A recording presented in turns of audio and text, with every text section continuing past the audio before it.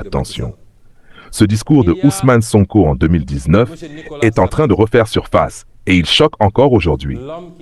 Devant le monde entier, il n'a pas hésité à dire ce que beaucoup pensent tout bas. Il dénonce sans détour l'influence de la France en Afrique, il interpelle directement les dirigeants et il lance un message puissant pour la souveraineté du Sénégal. L'Afrique appartient aux Africains. Un discours fort, courageux, qui a marqué toute une génération. Beaucoup voient en ces paroles un tournant, une prise de position qui a réveillé les consciences. Restez jusqu'à la fin, car les passages les plus explosifs arrivent. Et vous allez comprendre pourquoi ce discours fait autant réagir encore aujourd'hui. Si toi aussi tu soutiens une Afrique forte et indépendante, abonne-toi maintenant. Lâche un en commentaire si tu es d'accord avec ce message. Installe-toi et écoute bien, car ce que tu vas entendre ne laisse personne indifférent. De Macky Sall.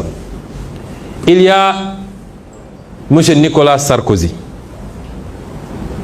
l'homme qui nous avait traité d'attardé historique, que nous ne serions pas suffisamment entrés dans l'histoire, que nous sommes dans l'éternel recommencement, l'homme qui a fait liquider Mohamed Kadhafi, déstabiliser la Libye et déstabiliser le Mali, parce que nous savons que le Mali a été déstabilisé à partir du problème libyen. L'homme qui a fait assassiner lâchement Kadhafi. Cet homme-là aujourd'hui, dont même la France ne veut plus, poursuivi d'ailleurs, cet homme est fréquent au Sénégal. Je vous dis que sa dernière visite en date, c'était du 10 au 14 juin. Il a quitté la Côte d'Ivoire où il était avec Jean-Yves Le Drian pour piquer sur Dakar et se faire recevoir avec le tapis rouge par toutes nos autorités. Et ces gens-là qui soufflent à l'oreille de Macky Sall. Il y a M. Jean-Louis Bruguière, ex-juge antiterroriste français, qui est aujourd'hui haut représentant de l'Union européenne auprès des États-Unis pour la lutte contre le financement du terrorisme. Il était à Dakar il y a à peine un mois, parce qu'il était à Dakar le 26 mai 2021. Ce monsieur s'est doté d'un cabinet de conseil en matière de lutte contre le terrorisme et a signé des contrats juteux un peu partout en Afrique. Il était au mois de septembre 2020 en Mauritanie pour renouveler son contrat. En réalité, c'est un spécialiste de la traque des opposants africains. Tout opposant africain est terroriste pour lui. Et il est grassement payé pour le faire.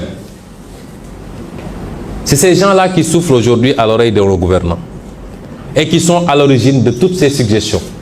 Bien évidemment, Macky Sall en profite largement pour y ajouter tout ce qu'il veut par rapport à ses cibles personnelles.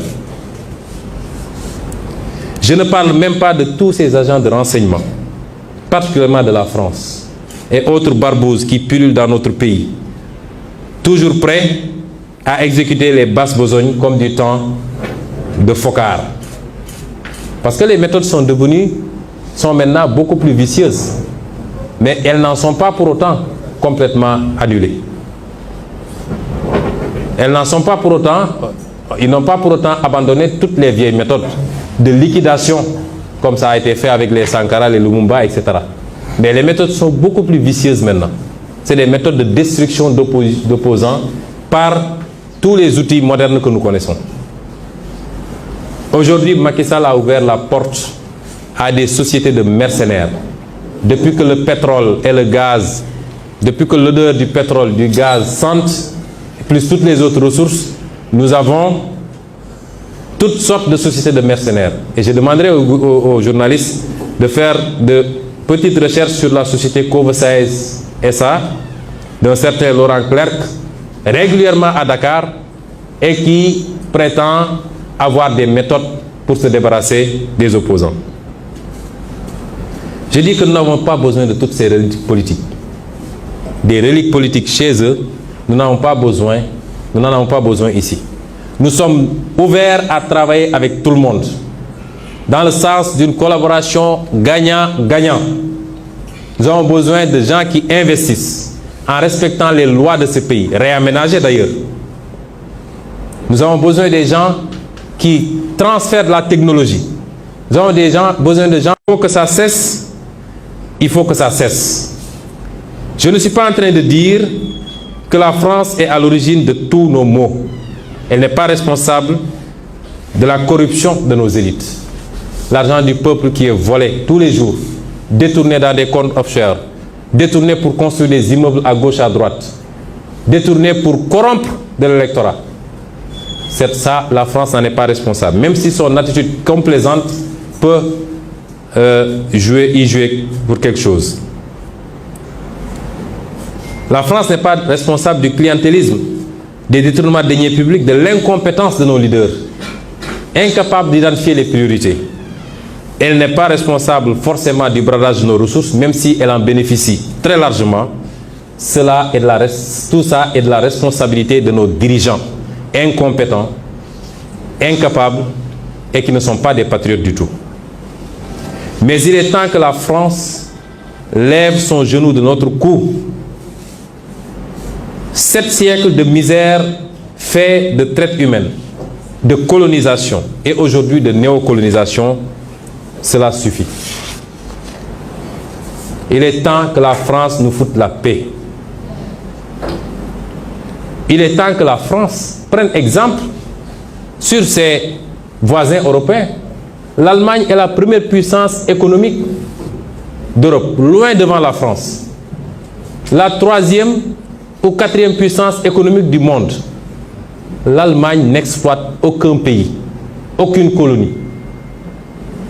Je peux citer l'Italie, je peux citer l'Espagne, qui avait des colonies avant, mais qui n'exploitent personne, qui ne font pas ingérence, qui n'imposent pas des dirigeants dans leur ancienne colonie. Au nom de quoi la France croit pouvoir continuer à nous imposer des dirigeants, à faire des choix à notre place.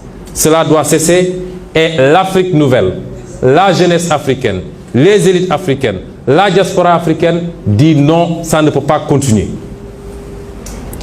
L'hypocrisie de cette France se vit et s'exprime tous les jours. Prenons exemple du cas du Mali et du Tchad. Au Tchad, où le processus constitutionnel a été interrompu, la France a applaudi et son président est allé consacrer le nouveau roi. Au Mali, où ce n'est pas le processus constitutionnel qui a été interrompu, mais le processus de transition, la France a condamné et même a pris ses clics et ses claques pour dire qu'elle quitte le Mali. Ça, c'est de l'hypocrisie. C'est le 2 poids, 2 mesures. C'est le double langage que la France tient en Afrique. Quand on a interrogé M. Jean-Yves Le Drian sur la situation en Côte d'Ivoire, pourquoi la France a laissé faire un 3e mandat, il a dit simplement pourquoi il l'a accepté pour Ouattara et pourquoi elle le refuse pour la Biélorussie, puisque la France a condamné en Biélorussie, a même poussé l'Union européenne à condamner. M. Le Drian répond en disant que c'est parce qu'en Biélorussie, il y a eu des millions de personnes qui sont sorties dans les rues et que ce n'était pas le cas en Côte d'Ivoire. Voilà comment la France traite les questions africaines. Personnellement, nous n'attendons absolument rien de la France. Nous voulons qu'elle cesse de s'ingérer dans nos affaires. Que le peuple sénégalais puisse avoir le droit de choisir librement. Et non pas parce que la France a choisi un candidat avec les méthodes qu'on connaît. On commence par cibler les gens, on les décore dans des légions d'honneur ou dans je ne sais quel autre grade chevalier de je ne sais quoi. On les inscrit dans des loges maçonniques et on leur dit préparez-vous, ce sera vous après. Même l'hypothèse où Macky Sall ne pourrait pas passer, nous savons qui est en train d'être préparé par la France. Cela doit cesser, ça ne se passera plus comme ça. Que l'on soit bien clair, nous n'avons rien contre le peuple français. Et en France même, des voix politiques et citoyennes se lèvent pour tenir le même discours que celui que je suis en train de vous tenir.